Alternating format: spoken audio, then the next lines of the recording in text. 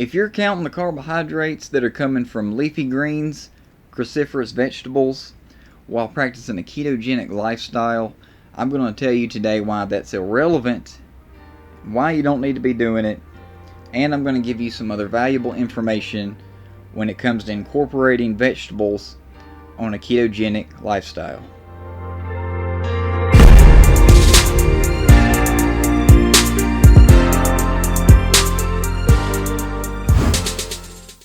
All vegetables are healthy for the most part. Keep in mind that when we're eating vegetables, the primary goal is not for their macronutrient or calorie content. It's for the micronutrients. Now, yes, some of them have more calories than others, but it's usually not an excessive amount.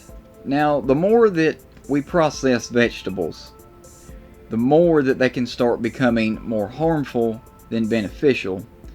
So don't juice them, don't modify them to where you can't tell what they originally were to begin with. Just let your gut do what it's designed to do, and it will extract what it's supposed to be able to extract from them. One thing that is an absolute no on this list though is grains.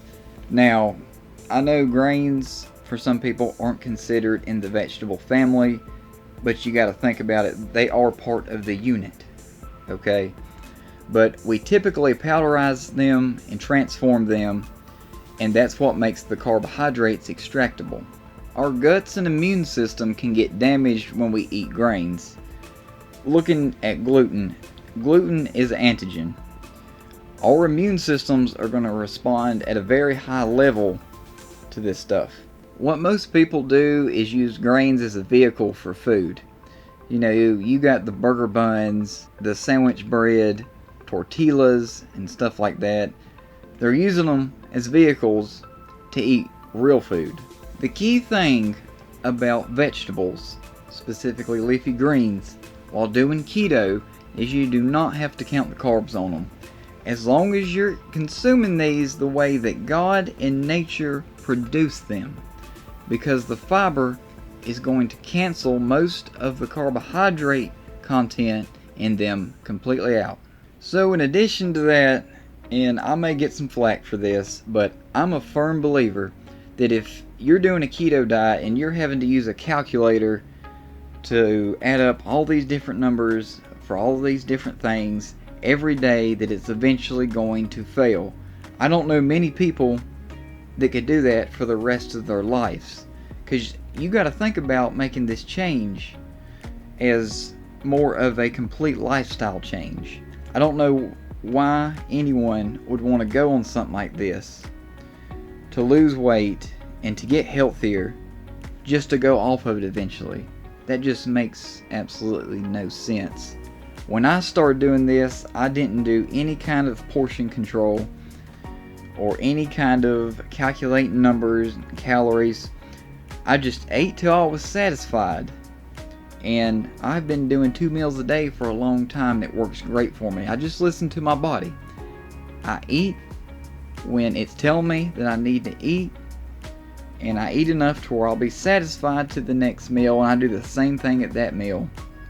And I'm perfectly fine and satiated all day and have plenty of energy. I actually have a post on my Instagram on should you count carbs for your leafy greens. Now, I'll have a link to that if you want to go and read it, but that's basically what it says. The fiber cancels out the carbohydrate content. So I want to go ahead and reference a man called Tim Noakes. I strongly agree with a lot of the stuff that he talks about.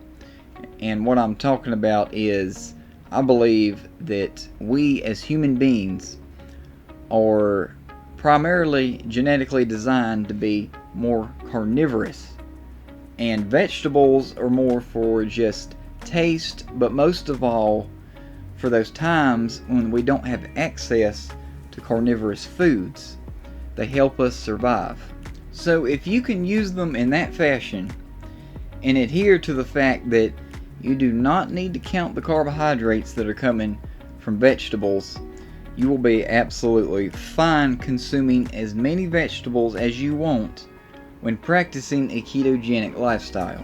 The only time that you may need to omit vegetables would be if you have a lot of gut issues that need handling.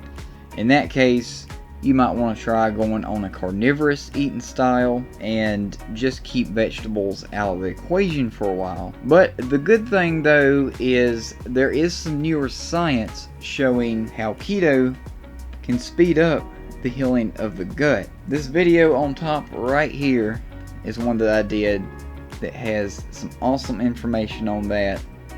And if you have a lot of gut issues, I highly recommend you check that out.